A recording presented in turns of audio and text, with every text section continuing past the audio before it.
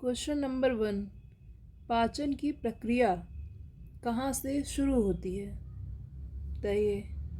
अमाशय से शुरू होती है, छोटी आंत से शुरू होती है, मुख से शुरू होती है, या फिर बड़ी आंत से शुरू होती है? बताइए कहाँ शुरू होती है? अमाशय मतलब स्टमक से शुरू होती है।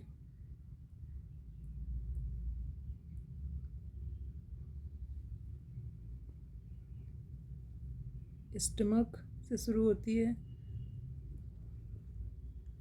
स्मॉल इंटेस्टाइन से शुरू होती है, माउथ से शुरू होती है, या फिर लार्ज इंटेस्टाइन से शुरू होती है। पाचन की प्रक्रिया कहाँ से शुरू होती है? पाचन की जो प्रक्रिया है वो शुरू होती है मुख से। Option C. आइए दूसरे क्वेश्चन की तरफ चलते हैं। लार में कौन सा एंजाइम पाया जाता है? बताइए, 2 एंजाइम बताए थे मैंने। लार में कौन सा एंजाइम पाया जाता है? Option A pepsin, option B amylase, option C trypsin और ऑप्शन डी लाइपेज। बताइए लार में कौन सा एंजाइम पाया जाता है? पेप्सिन, एमाइलेज, ट्रिप्सिन और लाइपेज। तो लार में पाया जाता है हमारा एमाइलेज। 2 टाइप के एंजाइम थे, इसका करेक्ट ऑप्शन है बी। जो हमारी सलाइवा थी उसमें 2 टाइप के एंजाइम थे। कौन कौन से थे? एक तो हमारा लाइसोजाइम था और एक यही सलाइवरी एमाइलेज था। ठीक है, चलते हैं तीसरे क्वेश्चन की तरफ। भोजन को निगलने की प्रक्रिया क्या कहलाती है? ऑप्शन ए पाचन, ऑप्शन बी अवशोषण, ऑप्शन सी निगलन, ऑप्शन डी उत्सर्जन। तो ऑब्वियस सी बात है, भोजन को निगलने की प्रक्रिया तो निगलन ही कहलाएगी। तो इसका करेक्ट ऑप्शन हुआ ऑप्शन नंबर सी। आमाशय में पाया जाने वाला अम्ल है। आमाशय मतलब स्टमक। स्टमक में कौन सा अम्ल पाया जाता है? सल्फ्यूरिक एसिड, या फिर नाइट्रिक एसिड, या फिर हाइड्रोक्लोरिक एसिड, या फिर एसिटिक एसिड? बताइए। या फिर नाइट्रिक एसिड। कौन सा पाया जाता है स्टमक में? कौन सा अम्ल पाया जाता है? तो स्टमक में पाया जाता है HCl। Correct option is C. चलिए चलते हैं अगले क्वेश्चन की तरफ। प्रोटीन का पाचन किस एंजाइम से शुरू होता है? Option A amylase, option B pepsin, option C lipase, option C trypsin. Protein का पाचन कहाँ होता है? प्रोटीन का पाचन जो है वो होता है स्टमक में। तो स्टमक में कौन सा एंजाइम पाया जाता है?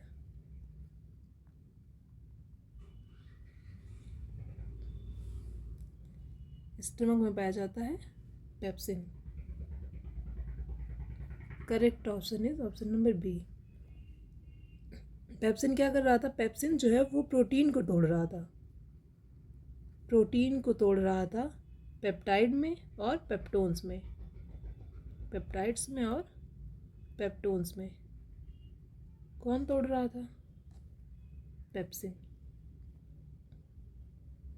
पेप्सिन एक्टिवेट किसके द्वारा हो रहा था? HCl के द्वारा। ठीक है, पेप्सिनोजन चेंज हो रहा था पेप्सिन में HCl के द्वारा।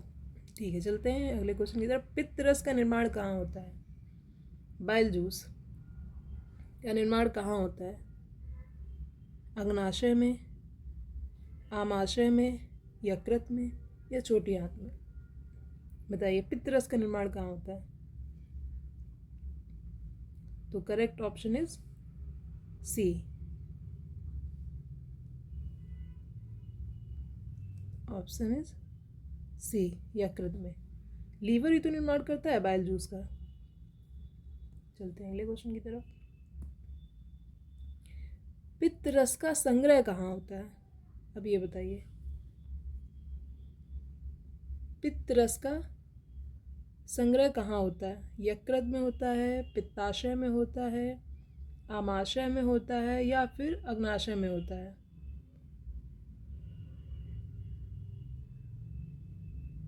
बताइए क्या होगा? तो पित्त रस का जो संग्रह होता है वो पित्ताशय में होता है। Correct option is B. पित्ताशय मतलब गॉल ब्लैडर।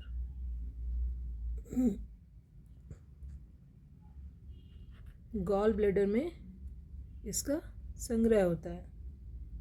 ठीक है।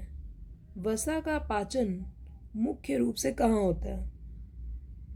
मुख में होता है, आमाशय में होता है, छोटी आंत में होता है, या बड़ी आंत में होता है? बताइए, वसा का पाचन पूछ रहा है, कहाँ होता है, मुख्य रूप से कहाँ होता है? अब आपने मुख में तो देखा था कि मुख में जो था वो कार्बोहाइड्रेट का पार्शियल डाइजेशन हुआ था। आमाशय यानी कि स्टमक में प्रोटीन का हुआ था। और जो बड़ी आंत है उसमें तो वाटर का वो होता है ना, वाटर का अब्जॉर्प्शन होता है। पाचन तो होता नहीं है, वाटर का एब्जॉर्प्शन होता है बड़ी आंत में। अब बचा कौन? छोटी आंत। ऑप्शन इज छोटी आंत। छोटी आंत में जो है फैट का डाइजेशन होता है। ऑप्शन नंबर सी।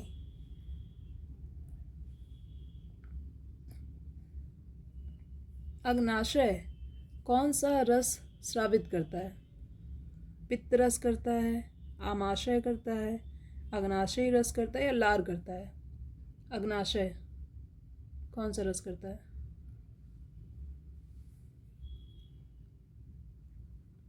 बताइए। पेनक्रियाज कौन सा रस स्रावित करेगा? ऑब्वियस सी बात है, अग्नाशयी रस करेगा। पेनक्रियाज रिलीज करेगा।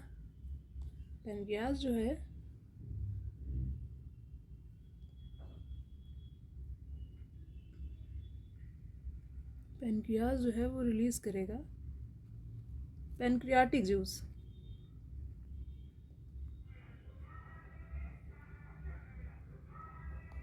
अग्नाशयी रस। कार्बोहाइड्रेट का पाचन किससे होता है? Option A pepsin, option B lipase, option C amylase. पहली बात तो कार्बोहाइड्रेट का पाचन कहाँ पे होता है? मैं पिछले क्वेश्चन में बताया था, कार्बोहाइड्रेट का जो पाचन है वो मुख में होता है, माउथ में पार्शली डाइजेस्टेड होता है। तो अब मुख में जो एंजाइम पाया जाएगा उसी से होगा, ऑब्वियस सी बात है। तो किससे होता है? अभी पीछे क्वेश्चन था, amylase, salivary amylase. Saliva secrete करती सलाइवरी एमाइलेज, इसी से कार्बोहाइड्रेट का पाचन होता है। ये ऑप्शन नंबर सी इसका करेक्ट ऑप्शन है। इसका भी option number C correct option है। छोटी आंत का पहला भाग क्या कहलाता है?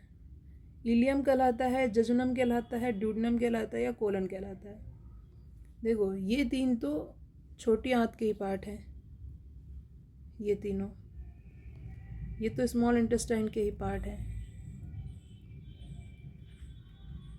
और जो ये वाला पार्ट है ये तो लार्ज इंटेस्टाइन का पार्ट है। तो इसका पहला पार्ट स्मॉल इंटेस्टाइन का क्या होता है? वो होता है हमारा डेडनम, ड्यूडनम होता है। Correct option is C. Duodenum जो है वो हमारा छोटी आंत का पहला भाग होता है। भोजन का अवशोषण कहाँ होता है? देखिए, जल का अवशोषण नहीं पूछा है, भोजन का अवशोषण कहाँ होता है? स्टमक में होता है, छोटी आंत में होता है, बड़ी आंत में होता है, कि मुख में होता है? भोजन का अवशोषण मुख्यतः जो होता है, जो कंप्लीट डाइजेशन होता है, वो कहाँ पे होता है? वो होता है हमारा छोटी आंत में। Correct option is C, sorry B, छोटी आंत। बड़ी आंत का मुख्य कार्य क्या है?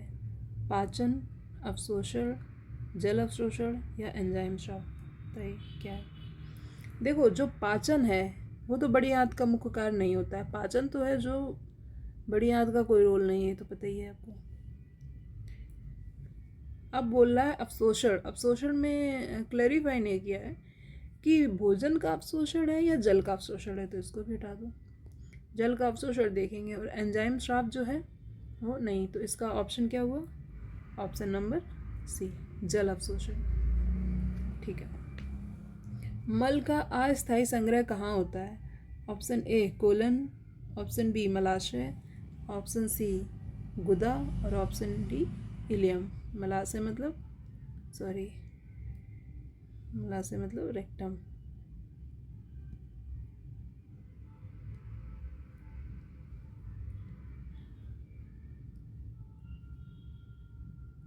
रेक्टम, एनस और इलियम।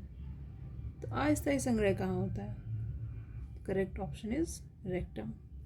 रेक्टम में जो है वो अस्थायी संग्रह होता है मल का। गुदा का मुख्य कार्य क्या है? एनस का मुख्य कार्य क्या है? गुदा मतलब एनस। एनस का मुख्य कार्य क्या है? पाचन। पाचन तो नहीं होता है वो तो। पाचन में तो जो ऑर्गन है वो आपको पता ही है, पाचन तो मुख्य कार्य नहीं है। पाचन में स्टमक वगैरह है। अवशोषण भी नहीं। अगर भोजन का अवशोषण होगा तो वो तो स्मॉल इंटेस्टाइन होगी। अगर जल का अवशोषण बोल देगा तो लार्ज इंटेस्टाइन हो जाएगी। मल त्याग, चलो देखते हैं। रस श्राव, तो इसका क्या है? इसका है मल त्याग। Correct option is C. वसा का पाचन किस एंजाइम से होता है? बताइए। एमाइलेज से होता है, पेप्सिन से होता है, ट्रिप्सिन से होता है या फिर लाइपेज से होता है? इसका करेक्ट ऑप्शन क्या है? ये तो आपने पढ़ा था, एमाइलेज मुंह में कार्बोहाइड्रेट का करता है, पेप्सिन आपने देखा था स्टमक में प्रोटीन का करता है, जैसे trypsin. Lipase is the correct option. Lipase जो है वो वसा का पाचन करता है। Correct option is D. भोजन नली को क्या कहते हैं? भोजन नली मतलब फूड पाइप। फूड पाइप मतलब इसोफेगस। तो करेक्ट ऑप्शन क्या हुआ? बी। Correct option is. आमाशय की दीवार किससे सुरक्षित रहती है? स्टमक की दीवार किससे सुरक्षित रहती है? स्टमक में क्या पाया जाता है? एसिड पाया जाता है। तो एसिड से दीवारें बर्न ना हो इसके लिए हमारा स्टमक में क्या सिक्रेट होता है? म्यूकस होता है, एंजाइम होता है। अम्ल का मतलब तो खुद ही एसिड है, पित्त तो होता नहीं है, लीवर से होता है। एंजाइम तो क्या होता है? Mucus. Correct option is A, mucus. Okay. छोटी आंत की लंबाई लगभग कितनी होती है? अप्रॉक्सीमेटली कितनी होती है? 1 मीटर, 3 मीटर, 6 मीटर, 10 मीटर? बताइए। Correct option is option number C. भोजन का अर्ध तरल रूप क्या कहलाता है? Option A chyme, option B chyle, option C मल, ऑप्शन डी लार। भोजन का अर्ध तरल रूप क्या कहलाता है? Correct option is chyme, option A. यकृत का सबसे बड़ा कार्य क्या होता है? पाचन में यकृत ये सारे ही काम करता है। पाचन में भी, पित्त भी बनाता है, रक्त को भी। पर यकृत का सबसे बड़ा कार्य क्या होता है? यकृत का जो सबसे बड़ा कार्य है वो होता है पित्त बनाना। Correct option is B. पाचन तंत्र का सबसे लंबा भाग कौन सा होता है? स्टमक होता है, स्मॉल इंटेस्टाइन है, लार्ज इंटेस्टाइन है या फिर ईसोफेगस है? सबसे लंबा भाग क्या है?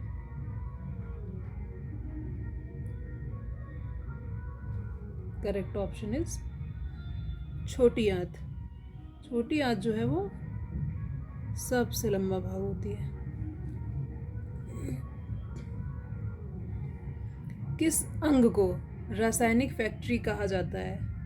आमाशय, यकृत, अग्नाशय, बढ़िया। किसको रासायनिक फैक्ट्री कहा जाता है? जो बहुत सारे रसायन केमिकल्स रिलीज करते हैं उसी को रासायनिक फैक्ट्री कहेंगे। तो क्या होता है इसका correct option is option B, यकृत। यकृत को हम लोग रासायनिक फैक्ट्री बोलते हैं। पाचन तंत्र में प्रमुख अंग कितने होते हैं? बताइए। ऑप्शन ए 5 होते हैं, 7 होते हैं, 9 होते हैं या 11 होते हैं। प्रमुख अंग कितने होते हैं? तो correct option is option C 9। कौन कौन से होते हैं? स्टार्टिंग से याद कीजिए। माउथ होता है, फिर ईसोफेगस, फिर स्टमक,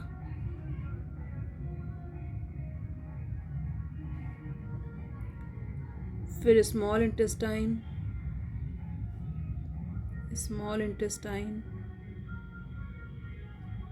फिर लार्ज इंटेस्टाइन,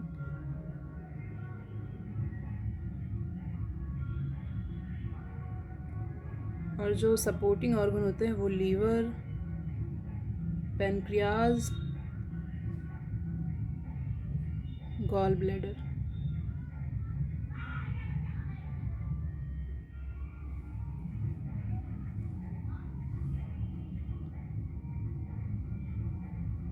हाँ, क्या हो गया? Mouth, oesophagus, stomach, small intestine, large intestine. हाँ, और हम लोग रेक्टम और एनस को भी कंसीडर करते हैं। रेक्टम, ठीक है। आमाशय रस में कौन सा एंजाइम होता है? स्टमक में कौन सा एंजाइम होता है? एमाइलेज तो नहीं होता है, लाइपेज भी नहीं होता है, ट्रिप्सिन भी नहीं होता है। क्या होता है स्टमक में? तो आपको पता ही है, स्टमक में जो है वो पेप्सिन होता है, क्योंकि स्टमक में प्रोटीन का डाइजेशन होता है। तो प्रोटीन डाइजेशन के लिए कौन रिस्पॉन्सिबल होता है?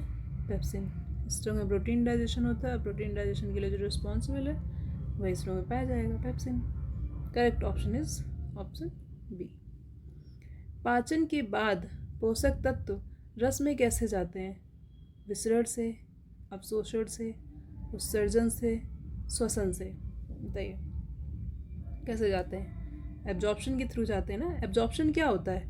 यही जो पाचन के बाद जो पोषक तत्व है उसका ही ब्लड में जाना ही तो अवशोषण है, और उसके बाद ब्लड से हर एक सेल में जाना एसिमिलेशन है। पोषक तत्व जाते हैं, उस करेक्ट ऑप्शन क्या है इसका? ऑप्शन नंबर बी, एब्जॉर्प्शन के थ्रू। इसी प्रोसेस को तो हम लोगों ने एब्जॉर्प्शन बोला था। Correct option is B. Appendix किससे जुड़ा होता है? Small intestine, stomach, caecum, rectum. तो एक डायग्राम बनवाया था, वो याद कीजिए। ऐसा ऐसा डायग्राम है ये इंटेस्टाइन का। ये तो यहाँ पे ये क्या है? यही तो वर्मीफॉर्म अपेंडिक्स है। वर्मीफॉर्म मतलब इसका शेप की वजह से बोलते हैं अपेंडिक्स। और यहीं पे कुछ बैक्टीरिया पाए जाते थे, ये इसी को सीकम में ही तो बैक्टीरिया थे। तो वर्मीफॉर्म अपेंडिक्स किससे जुड़ी है? सीकम से। तो करेक्ट ऑप्शन क्या है?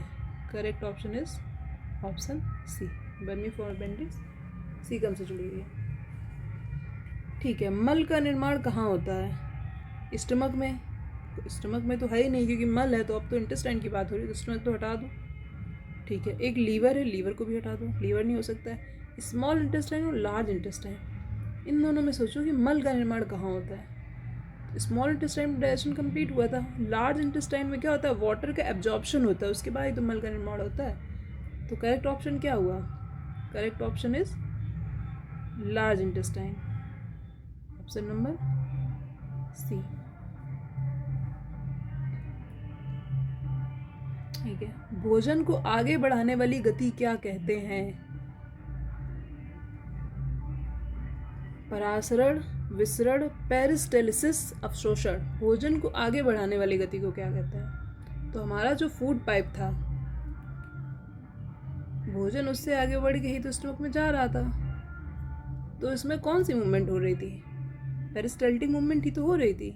तो इस प्रोसेस को क्या बोलते हैं? पेरिस्टेलिसिस ही तो बोलते हैं। तो correct option is option number C. किस अंग में पाचन बिल्कुल नहीं होता है? मुख में। मुख में तो आपको पता है कार्बोहाइड्रेट का पाचन हुआ था। आमाशय में, आमाशय में स्टमक में, स्टमक में भी, आमाशय को स्टमक बोलते, स्टमक में आपको पता ही है प्रोटीन का डाइजेशन हुआ था। छोटी आंत, छोटी आंत में तो कंप्लीट डाइजेशन हुआ था। अब बचा क्या? बड़ी आंत। बड़ी आंत में क्या होता है? बड़ी आंत में वाटर का एब्जॉर्प्शन होता है, बड़ी आंत में पाचन नहीं होता है। तो ऑप्शन क्या हुआ? Correct option is D. Okay, तो आज के क्वेश्चंस कंप्लीट होते हैं। आई होप आपको क्लास अच्छी लगेगी। अगर अच्छी लगे तो प्लीज़ लाइक, शेयर, सब्सक्राइब कर दीजिए और कमेंट सेक्शन में अपने सुझाव दे दीजिएगा। Okay, thank you so much.